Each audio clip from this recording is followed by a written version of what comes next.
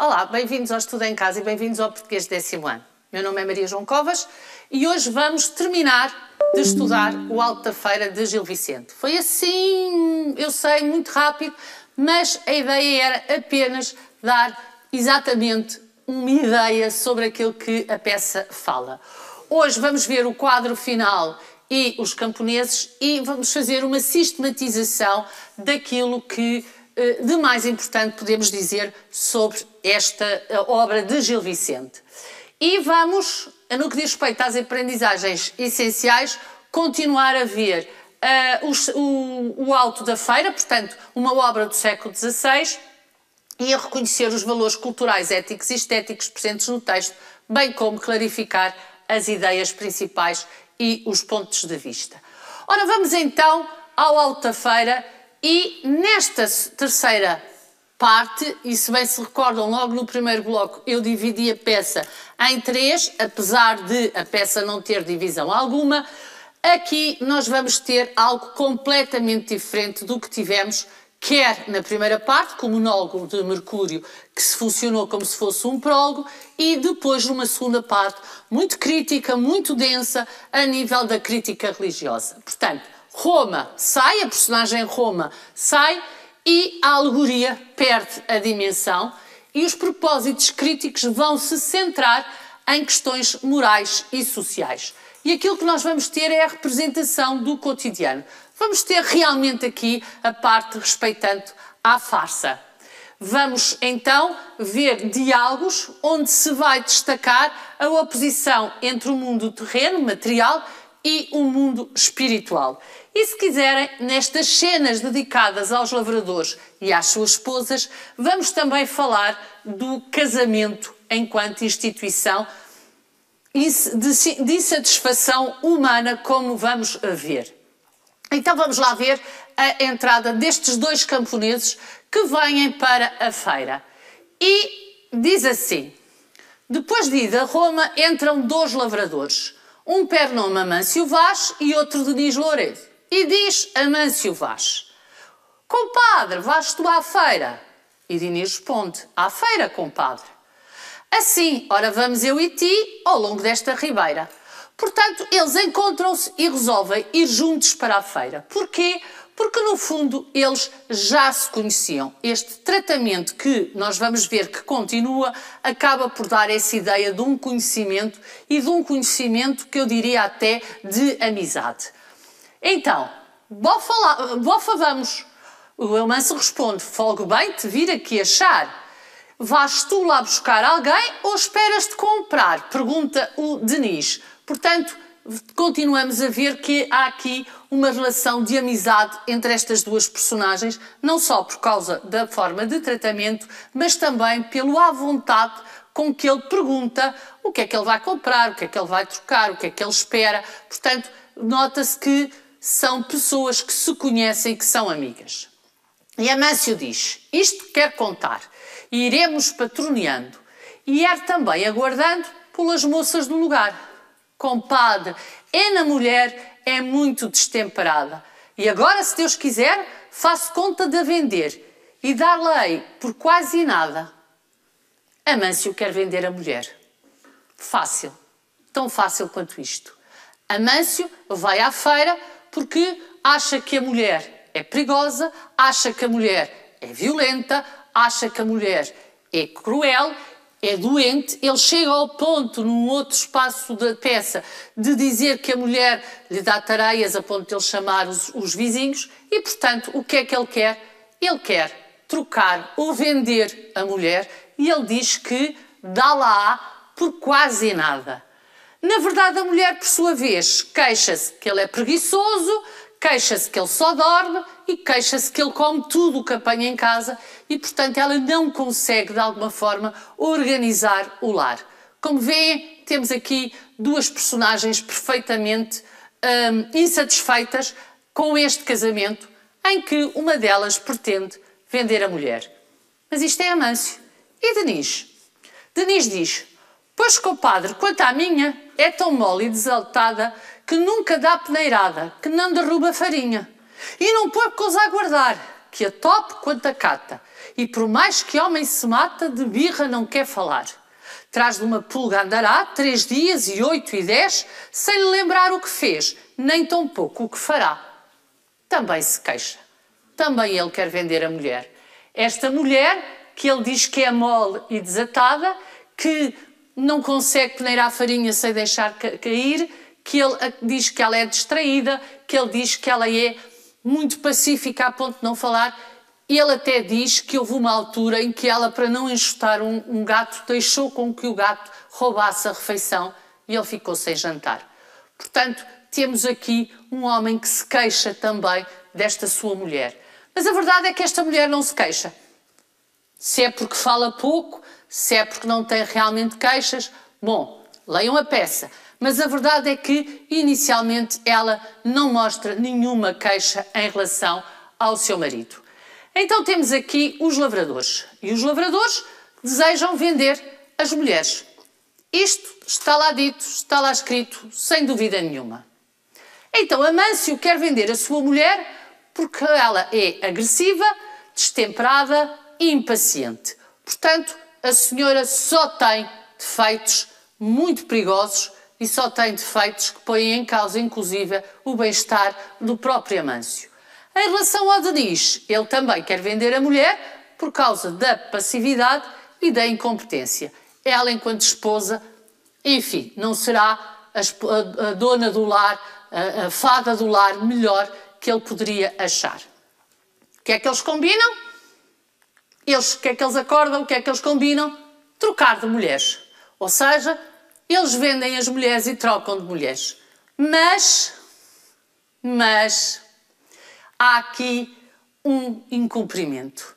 Denis desiste e acha que não, porque a sua mulher acaba por não ser agressiva, não tem problemas de lhe bater. Portanto, ele acha que, apesar de tudo, se cumprisse aquilo que ficou decidido com Amâncio, poderia ser um mau negócio. E então eles decidem não trocar as esposas. Claro que aqui também está subjacente as convenções religiosas e também está subjacente algo que era próprio da época, que era a indissolubilidade do matrimónio. Ou seja, o casamento não se separava, o casamento era indissolúvel e, portanto, nessa perspectiva, obviamente, esta troca não se poderia realizar. E, portanto, Gil Vicente dá uma volta, se quiserem, bastante grande, por forma a criticar, por um lado, determinados comportamentos e, por outro, a manter aquilo que era normal para a época e aquilo que era bem visto para a época. E aqui temos, então, algo que é mesmo característico da época, que é o facto de os casamentos não se poderem separar. Aqui temos, então, uma sátira. Esta parte é uma parte mais ligeira. É uma parte mais, se quiserem, é uma forma de acabar a peça sem ser com aquele peso da crítica religiosa e social que nós vimos no bloco anterior. Aqui temos a tal sátira. Temos então o desajuste entre o comportamento humano e aquilo que a instituição do casamento define e defende. Ou seja, aqueles homens que ali estão acabam por ter um comportamento que não é aquele que eles juraram ter quando se casaram.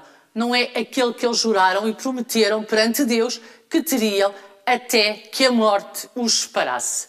Temos depois o cómico, porque na verdade nós nunca estamos bem com aquilo que temos e invejamos sempre aquilo que os outros têm. Reparem, o primeiro passo que Denis faz é dizer sim, trocamos de mulheres. Depois é que pensa, espera, se ela é agressiva, não. Se ela bate, não. Se ela... Não. Então, como vêem, esta ideia do cómico que é subjacente e muito presente em todas as obras de Gil Vicente, também aqui está patente. E depois temos a crítica social com a representação do cotidiano e do comportamento dos homens em sociedade. Portanto, esta vivência que é necessária e que por vezes é tão difícil e que, enfim, estes homens queriam desistir, mas acabam por não o fazer. E temos a cena final. E na cena final, o próprio Gil Vicente acaba por de alguma forma, tentar aligeirar tudo aquilo que tinha escrito até então. E aquilo que nós temos na última cena é uma cantiga. Mais uma vez, eu não vou cantar, mas diz assim: levantam-se todos e, ordenadas em folia, cantavam a cantiga seguinte com que se despediram. Portanto, vamos ter aqui uma cantiga em que as personagens, em alegria, em folia, se levantam e cantam. E o que dizem? Primeiro coro diz: Blanca estás colorada, Virgem Sagrada. Em Belém, Vila do Amor. Da rosa nasceu a flor, Virgem Sagrada. Não se esqueçam que esta feira era em honra da Virgem. Vimos isso logo no primeiro bloco. E temos aqui, então, várias referências. Temos o tal tom festivo e o tal tom jovial. E temos a reprodução de algo que já falámos nestes blocos. Não nestes, mas no início deste ano letivo, nos primeiros blocos, que foram as cantigas de amigo. Temos aqui uma cantiga paralística, tirando este primeiro coro, que vocês podem perceber que é paralística perfeita a partir daqui, analisando essa cantiga.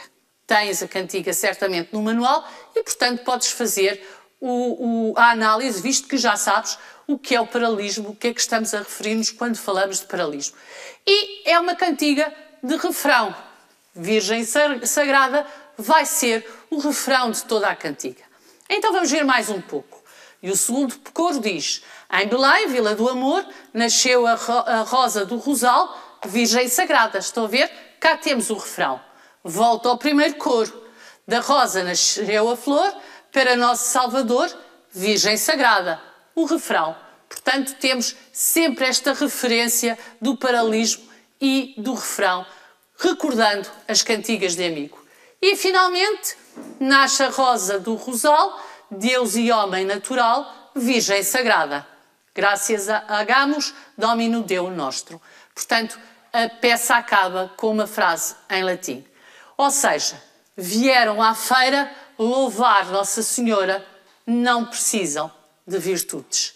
Elas não querem, quando as moças chegam e lhe querem trocar as virtudes, elas dizem que não precisam, só precisam de rezar pela Virgem Maria, só precisam que a Virgem olhe por elas e não precisam de mais nada. Portanto, temos aqui uma celebração da mensagem cristã. O local, Belém, a roseira seria a Virgem Maria e a rosa, Cristo, o Salvador, da qual a Virgem Maria foi mãe. Portanto, como veem, acabamos de uma forma jovial, acabamos de uma forma mais solta, uma forma mais alegre e de uma forma de esperança, de ver que, na realidade, apesar de todas as críticas, aquilo que une os homens acaba por ser, às vezes, mais forte. Então, temos a dimensão aqui profana, temos a dimensão do entretenimento e a intenção moralizadora. Faz o que deves, não faças o que vês os outros fazer. Isto é muito claro nesta peça. Temos então aqui, nesta parte com os camponeses, nesta parte com as pessoas do povo, temos o coloquial, temos a linguagem popular que está de acordo com o estatuto social das personagens. Não fazia sentido ser de outra forma, visto que aquelas personagens são pessoas do povo, camponeses, portanto são personagens que acabam por ter essa dimensão mais coloquial, de menor cultura, que, obviamente, no Anjo, no Diabo ou em Roma, era expectável e aqui não seria. O cómico, o célebre cómico do Gil Vicente que aparece em todas as suas obras, temos todo aqui. Temos o cómico de linguagem com o diálogo dos camponeses, o cómico de situação com a tentativa de venda e de troca das mulheres e o cómico de caráter que os próprios camponeses manifestam. Portanto, tu que leste a peça toda, que leste o diálogo todo, percebes que nesse diálogo entre estes dois homens todos estes tipos de cómico estão presentes, o que é algo também bastante característico da escrita do nosso Gil Vicente. Sintetizando, o Alto da Feira não tem uma estrutura externa, portanto não há divisão em atos e em cenas, embora para estudo se tenha feito esta divisão em 3 partes por uma questão de clarificação daquilo de que Gil Vicente falava. Na estrutura interna temos os quadros com a entrada e saída das personagens e temos a superstição e a imoralidade clerical com o monólogo de Mercúrio. Depois, a religiosidade popular e a exaltação divina com a cantiga à Virgem Maria. Na estrutura interna, no que diz respeito à superstição e imoralidade clerical, nós podemos lembrar-nos destes aspectos. O monólogo de Mercúrio, que faz esclarecimentos relativos à astrologia e às superstições, a realização de uma feira cujos vendedores são o Tempo, Serafim e o Diabo, sabendo nós que o Tempo e Serafim são anjos, e Roma, a compradora de bens espirituais, a tal Roma que quer mudar de vida. E depois a denúncia da sociedade em geral e da imoralidade clerical em particular. Portanto, no que diz respeito ao primeiro aspecto desta estrutura interna, podemos resumi-la desta forma. Mas também fala na estrutura interna da religiosidade popular. E temos as cenas do cotidiano. Amâncio Vaz e Denis Lourenço queixam-se das mulheres e querem trocar as mulheres. Branca Anes queixa-se do marido, mulher de Amâncio Diniz. Marta Dias, mulher Branca Anes, mulher de Amâncio Vaz. E Marta Dias, mulher de Diniz. Isto são Dias. Compradora de coisas materiais. Há aqui, portanto, uma denúncia da degradação dos costumes e da dicotomia da religiosidade popular. Ou seja, eu vou louvar a Virgem, mas antes tento defender a mulher. Como veem, há aqui mesmo uma dicotomia. E, finalmente, temos a exaltação divina. Portanto, as moças do monte que vêm apenas cantar. São devotas de Nossa Senhora e querem entoar a cantiga em honra de Cristo e da Virgem Maria. Elas não querem comprar nada. Os mancebos acompanham as moças no coro. Vicente e Mateus são compradores de amores, embora, enfim, se eles têm sorte ou não, lê a peça toda. E depois temos no final, na cantiga final, a exaltação das virtudes. Como vês, temos aqui muito bem resumido todos estes três aspectos da estrutura interna. Crítica à crença em superstições e na astrologia enquanto elementos influenciadores da vida e do destino do homem. Vimos isto no primeiro bloco em relação ao monólogo de Mercúrio. Crítica dos vícios, um mundo às avessas e a degradação dos costumes, a crise de valores sociais e a corrupção e dissolução de costumes do clero. Portanto, a venda das indulgências e o desrespeito pelo casamento, tudo isto misturado numa peça que acaba por ser uma feira muito sugéneres e uma feira onde é possível trocar, comprar e vender aquilo que seria impensável se não fosse a escrita brilhante de Gil Vicente. E depois temos a exaltação do bem, das virtudes, através do louvor dos valores espirituais. A cantiga final que nos deixa essa ideia. Em relação às personagens, as personagens são personagens tipo, são tipos sociais, apesar de terem nome, estes têm nome, mas não deixam de ser personagens tipo. E depois temos as personagens alegóricas que vimos em relação a Roma, ao Tempo e ao Serafim. E ao Diabo. Estávamos a esquecer do Diabo. E temos o recurso ao cómico e também vimos que todos os cómicos estão presentes ao longo da peça e, nomeadamente, nesta parte final, no que diz respeito à conversa entre os camponeses e à venda e compra das mulheres. Sintetizando o que vimos hoje, vimos a cena final, o início da última parte, com os camponeses e a troca de mulheres e a crítica ao matrimónio, e depois vimos mesmo o final da peça com os cânticos de louvor. Depois fizemos uma síntese da peça toda ela que diz respeito à estrutura externa, que na realidade não existe, e depois temos a estrutura interna, a crítica e a linguagem. Não nos podemos esquecer que se está a tratar de Gil Vicente. E Gil Vicente tem esta característica de não dividir as peças em atos. Tem as entradas das personagens como se fossem quadros, mas não as divide em atos. Só que para estudo é mais fácil dividi-la, torna-se mais conciso poder fazer estas referências por forma a que vocês consigam entender o que é que cada quadro ou cada conjunto de quadros é pretendido por parte de Gil Vicente. E, como não podia deixar de ser, um desafio que eu tenho para vocês e que eu espero que vocês queiram participar. E temos aqui uma fala de Branca. Lembram-se? Uma das mulheres do camponês. E Branca diz: pois quanto essas que vendeis, daquilo afirmo outra vez, que nunca as vendereis. Porque neste sigro, em fundo, todos somos negligentes. Foi ar que deu pelas gentes, foi ar que deu pelo mundo, de que as almas são doentes. Isto diz Branca. E continua: e se o hão de corriger, quando for todo danado, muito cedo se há de ver, que já ele não pode ser mais torto nem aleijado. Vamos-nos, Marta, à carreira, que as moças do lugar viram cá fazer a feira, que estes não sabem ganhar, nem tem coisa que homem queira.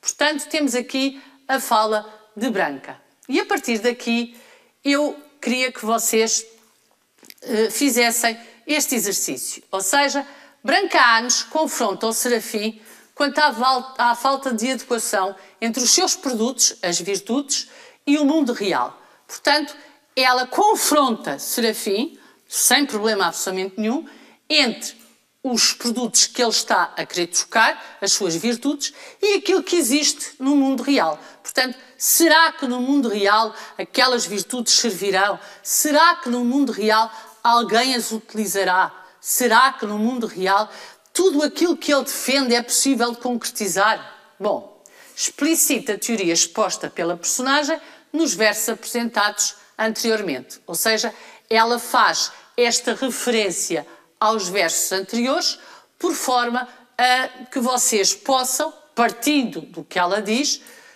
explanar o seu ponto de vista, o seu ponto de vista em relação aos produtos e ao mundo real. Será que é uma oposição, um complemento? Bom, vocês me dirão, porque vocês leram certamente a peça toda. E acabámos, Gil Vicente, acabámos o Alto da Feira. Este foi o último bloco sobre o Alto da Feira. Eu espero que tenha servido para vocês terem pontos onde perceber ou onde poder esclarecer algumas dúvidas que poderiam ter. Embora, obviamente, se estás a estudar o Alto da Feira, a melhor pessoa para tirar-te as dúvidas será o teu professor, mas é, se quiseres, uma forma muito simples, muito curta, muito sintética de explicar uma peça que pode ser dada em paralelo com a farsa de Inês Pereira, que essa sim foi aqui explanada em pormenor. No próximo bloco vamos começar com Camões, vamos ver Camões, vamos falar do nosso Camões, quer lírico, quer épico, ou seja, vamos ver ainda a poesia de Camões e vamos ver os Lusíadas, que tu deste no 9º ano também em alguns aspectos e agora no 10º vamos ver outros aspectos. Mas isso será num outro bloco. Por hoje ficamos por aqui. Como digo, espero que estas 3 aulas, de uma forma sintética, tenham conseguido resumir aquilo que foi falado e aquilo que é mais importante no Alto da Feira de Gil Vicente e espero ver-te por aí, porque eu estarei aqui certamente à tua espera. Não te esqueças de usar sempre o teu manual, não te esqueças que o texto todo acaba por te dar uma dimensão que aqui não pode ser dada. Mas qualquer dúvida é procurares ou recorreres ao teu professor. E vemo-nos no próximo bloco. Até lá!